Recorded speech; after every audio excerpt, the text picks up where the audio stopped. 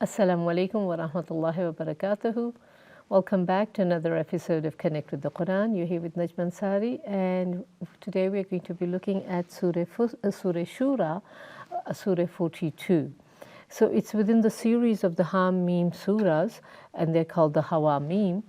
And inshallah, we're just going to listen to the first few ayahs of the surah. And so, Bismillah. أعوذ بالله من الشيطان الرجيم بسم الله الرحمن الرحيم حميم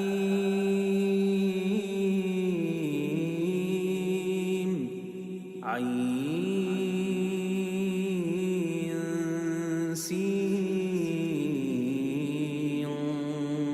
قاف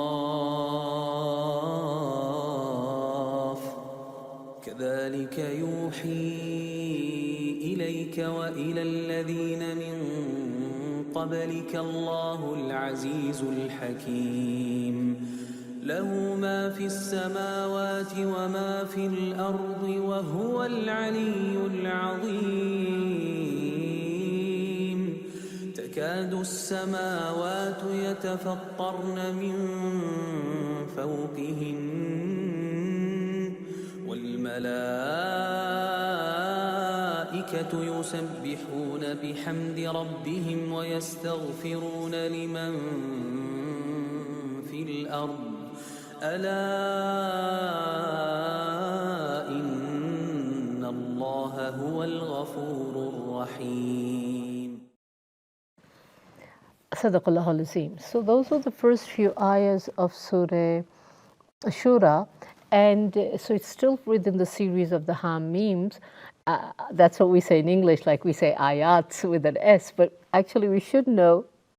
So Hawa-Mim is how these surahs are known. Same as we should know that the plural of a singular ayah is ayat, and so on. But that's for another time, another grammar lesson. But we're coming to the value of Arabic even here. So this is the only one which has two ayahs or ayat dedicated to the huruf muqattat. So in the first one we have Ham-Mim, and that's it. In the next one we have Ain, Sin, Qaf.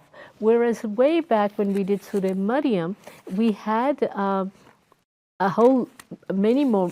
It was a huruf muqattat. Maybe it was the longest one, which it was there. It had Kaf, Ain, Ya, Ain, Sad. Again, it had 5, but it was in one ayah. So these are the beautiful things. Because we've come this far, feel you have a grasp of knowing, oh, there was another surah which had many huruf al-muqattat together. Usually there are 2, sometimes there are 3, but there are these 2 with 5. So Surah Maryam, which had it, but they all had it in one ayah, and then it went on to say that this is a zikra rahmata rabbika, Abdun Zakaria. This is a passage for Zakaria alayhi salam. It's a recitation.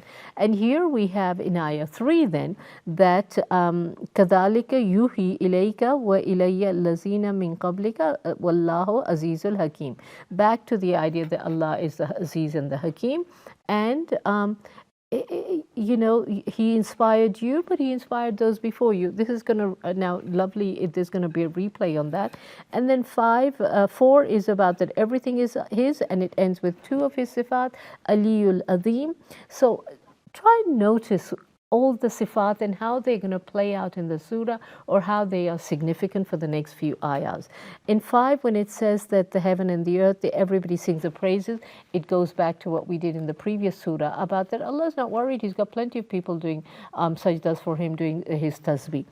And the people, the angels, is the beauty, and that's why we have this concept of angels. And when we say salams in salah, also it's supposedly we're saying it to them. But to recognize that these entities, these angelic beings around us, and what do? The angels celebrate Allah's praises, and they pray for our forgiveness, and then for all beings on earth. So Allah is indeed Ghafurur Rahim. For those who we ask Him, and when we say Rahmanur Rahim, that we are asking for His mercy, we will get it. And then those Allah watches over, this is on to 6, that He watches over the others, and you're not the disposer of their affairs, you're not their wakil. وَمَا أَنْتَ عَلَيْهِمْ بِوَكِيل. You're not there as a wakil, you're just there as a warner. And then it goes on in 7. This is what I wanted to get to. It says again that the Quran is in Arabic, and you may teach the Qura, all the people around. The Qura is Makkah, so the great value of Makkah Mukarramah, and how it was the first, it's a center of the capital of the world, essentially. And there's a lot of tafsir on it if you would go and but read on it. But again, the Arabic Quran being significant. So if now we've come this far, isn't it time that we give Arabic some importance? Weren't there these beautiful gems which we probably missed and skipped that had to do with if you knew Arabic, it would open up another wealth of things. So yes, by all means, go listen to some beautiful tafsirs. There are beautiful ulama out there, and consistently I'm still studying, and now we're going back to Surah Baqarah, and more things unwind. And I said, I wish I'd known that before. I would have been able to give it to, shared that on my Connect with the Quran series. So this is where that is. And then, so again, the idea of forgiveness, I talked about self-restraint last time. Here now we can take it further, and how in 8, yes, the other thing I want to do, like in 8, it talks, he could have made us all a single people, but he admits to him the mercy, because he's given us the free will, so we are going to be divided in believers and disbelievers, and it goes back to link all the way back to Surah An'am on ayah 35. So now more and more I am tempted to give you references to what has already occurred before, that this idea has also creeped up before. And then we go on to ayah 12, and it talks about the keys of the heavens and the earth, and we had this in Surah Zumar a few ayahs before, and because they're now shorter ayahs, even I am able to remember just offhand that, hey, but we just talked about the keys of the heavens and the earth, and how Allah enlarges and restricts the provisions of who He wills, and He's full. Again, Innahu bikulli shayin alim. All these endings, innahu ala kulli shayin qadir, innahu, in this case in ayah 12, innahu bikulli shayin alim, that He's full of wisdom.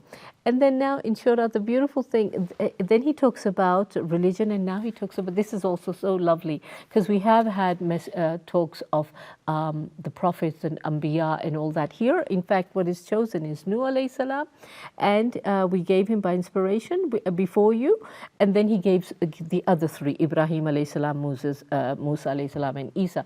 But the beauty of mentioning Nuh alayhi salam first, in first place here, in connection with our Rasul, if you look at it, with the flood and everything, Nuh alayhi salam is called the second Adam, because after the flood, everything was destroyed, and it was Adam alayhi salam was the father of all future nations. And so what his message then was for the universe, even if he had very few people on him in the ship, in the ark. So with reference to Nuh alayhi salam, you connect us with our Rasul, because ours is the final universal messenger. He's not just only to a people.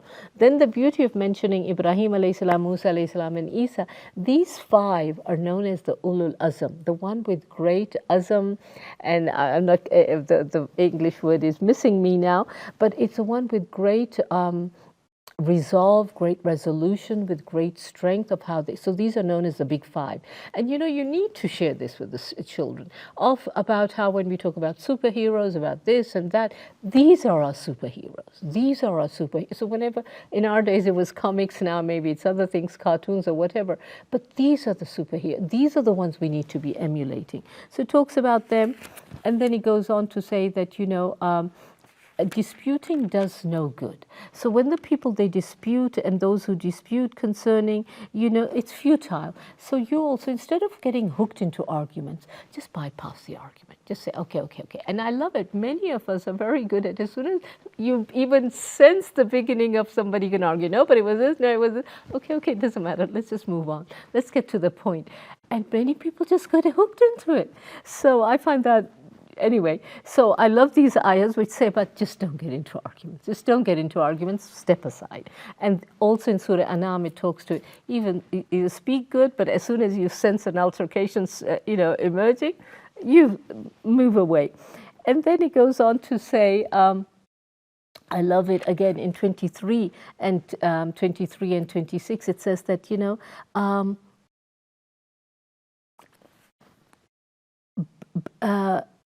just do good. I ask for nothing from you, but just do goodness, and you will get a good reward for it. And if anyone earns any good, we shall increase the goodness of him. So again, I love connecting with Surah Rahman, Hal Jaza Lisan Illa Lisan, that there's only goodness. So take away that goodness, and that Allah does listen to the mu'min. But we'll come back. We're just going for a small break, and then inshallah we will start pick up again. Assalamu alaikum wa rahmatullahi wa barakatuh.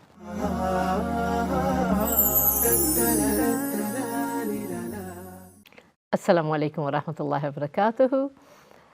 Welcome back, and we are looking at Surah 42, Surah Shura, which means consultation. So even just from the title, sometimes you can take home like there's value in consultation. But I was just talking about in ayah 23 about there's a good reward for goodness and with an increased one, which Allah just say. And we have it on our right hand, our Munkar Nakir, that those who write our goodness, they write it instantly. It's get accredited to 10 times. This one waits for a while, the left-handed one, left shoulder one, and he actually waits for however long he waits before he writes it. Maybe he writes it in pencil first, then he writes it in pen, and then it gets cast. But it's only 1-to-1 credit, one debit to one debit, whereas the credit always increases. And this is a beautiful way to be sharing with your children, and even for ourselves, to remind us that subhanallah, we're always running. I mean, there was a time when we used to run out of sales, get there 5 in the morning before the shops open, whether it's Harrods, whether it's Selfridges or whatever, and you queue up in the, bring sleeping bag, because you want to cash in on a sale. You want to cash in on getting something that costs that much, is now a fraction of that price. So why can't we do that with our good deeds? Why can't we think of doing, yes, I am angry as heaven, or as angry as hell rather, and yet be good to the person. It's just, I love a friend coined the phrase, because I want a holiday resort place also in Jannah. So with that in mind of trusting that you'll get something better, having that tawakkul. So that's where it's iman in action, of bringing it into your life daily. So anyway, I belabored that point. Then in 32 and 35, we went on to see Allah's signs, the ship, the winds. I love the example of the wind, because it's the closest thing to the unknown, the closest thing to, if we can sense a wind, then why can't we sense a life after death? Why can't we sense that there is something unseen? And the concept of, even angels and everything. So in 38, it's lovely. It goes on to say, those who hearken to their Lord and establish regular prayer, and who conduct their affairs by mutual consultation. This is the way where Shura comes in, which is about this ayah. And who spend about what we bestow on them for sustenance. And so they're the beauty I like also. We're not one, we're all so independent. I decide whether I want to do that or not. We never go into consultation. And then you read the hadith, no, but you should, and it's like, oh, well, we just learn to do it self-empowered. I need to be self-empowered woman, this and that. And then I learned it more from my son who came home. No, but we must do mashura. And I'm like, well, where did you hear that word from? It's not even in English, it's in Urdu. But it comes from shura. It comes from having, a meeting, a consultation within families, within spouses, within everything. And if you go back, look at Ibrahim alayhi salam, when he had the dream about having to do Ismail alayhi salam, sacrifice him. Did he consult his son, or did he just tell him? But at least there was some form, this is what's going to happen to you, that's what I'm destined to do, so just be prepared. So there is so much more, and I love it because the Tabligh Jama'ah, they believe strongly in having these consultations. And the truth is that sometimes, we only catch the tip of an iceberg of, even with parents, of giving directives to children. So just the value of consultation. So whether it's fathers telling unilaterally to children, but you have been groomed and raised enough to also come to that when the Amir takes a decision, you are going to be okay with it. And so that's how that comes important. And then there's another, from 39 to 32 is what I'd like you to now listen to a recording, because that's another beautiful passage which talks about when you are given an injury. So Bismillah, we will just listen to that recording now.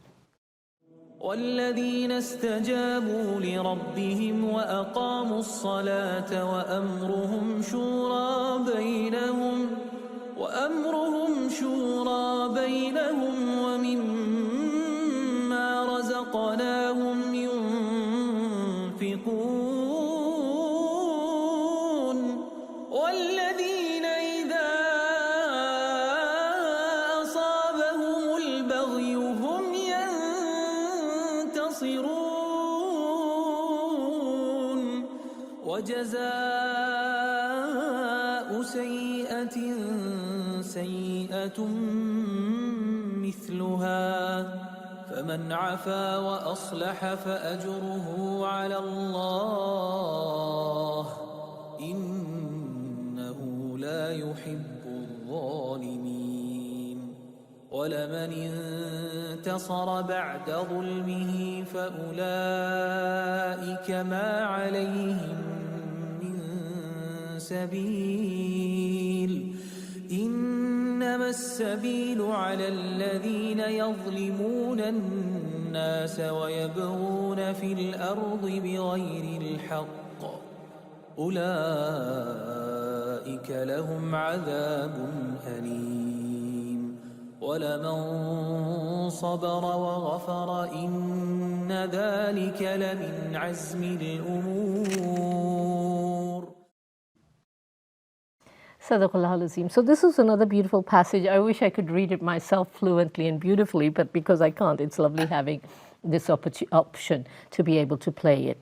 So here what's lovely is that it says that, whenever you've been given an injury, it's like those who are afflicted, they don't cow down, but they help and defend themselves. So the recompense of an injury is an injury equal. So I loved it. We did this long ago and we were much younger. So, you're like, okay, so she did this to me, now I can do this back to her. And you're sort of so full of fume and everything.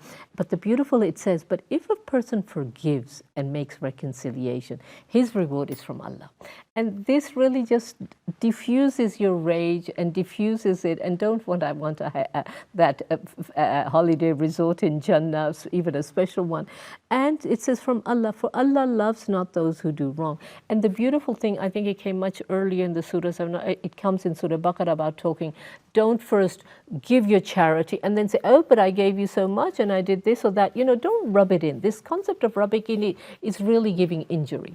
Anyway, that was there. But what we learned further on was, okay, if she's done a bad to me and I can give, it doesn't have to be, well, even on a punching level, on a physical fight, but if I give it back to her, I just happen to be more eloquent, I just happen to more have gift of the gab, so I have more vocabulary, so I can blast her back with so much more, then that's not equal. She said something which landed on me badly, I was insulted, and so I can now insult her back. But I just have so much more arsenal just in my being. So if I do that, I have gone over and done more harm. So ultimately, I'm the one who's in the wrong. So she did a half a wrong, I did 5 times more the wrong back to her. So I love it that this care, that if somebody injures you, try, just put it up. If somebody bypassed you, somebody did this to you, you're left in a rage, astaghfirullah, let it go. And then he goes on to say in 41 that if you help and defend yourself, like, okay, so let me use my prowess of my vocab and my everything for somebody who doesn't have it, for your worker, for something, defend them in whatever maybe the municipality is trying to, rip them off. So there, by all means, help, do help and defend them after a wrong is done to them. There's no blame, but don't rip people apart, especially who've done you wrong. And then the blame is against those who oppress people, instantly transgress, and we see that very well with what's been going on, But it's not just the Palestinians, the oppression is everywhere, whether it's with the Uyghurs, with the Rohingya, with anybody else. And these are places we'd never heard of, kind of, and so much goes on. But indeed, if anybody, again, patience and forgiveness, that would truly be an exercise of courage. And azmul umur, this phrase comes up again and again also. Having, and we talked about the ulul azm, the people who have firm resolve, the big five prophets. And here we have it, and even you, that will show a great resolve in you. So that's where that comes. So help them. And then so it's about forgiveness and so on. Then it continues further about back to how Allah's dominion, recognizing Him, be called to Him. And in 53, the beautiful thing, it ends very similar to how the previous surah ended. And here it says, the way to Allah is the way of Allah, to whom belongs everything on the heavens and earth, and all affairs return to Him. And the word for affairs there is tasirul umur. Everything reaches back to Him. No matter where it is, it all comes back to Allah. Nothing is ever hidden. Don't think, when your eyes and ears and your skins bear witness, it's all in Allah's eyes anyway. And just beautifully, inshallah, we'll get on when we get into the Arabic someday, is how words are similar. So here it's tasiru umur. So it's swad ya ra, which means to reach. And then we also have another word similar, which is siru, which is sin ya ra, which is to travel. So it's lovely if, for those of you who are interested, whether you use corpus or other things, compile your vocab list of these are similar sounding words, but they're different in meaning. So that's just to bring back the value of Arabic again to the fore. And I pray that we can connect to the Quran. Here we were doing Surah Shura and Surah 42. And inshallah, with that, I end off and pray that something of value has been heard and for myself has been resonated. Assalamu alaikum wa rahmatullahi wa barakatuh. Da da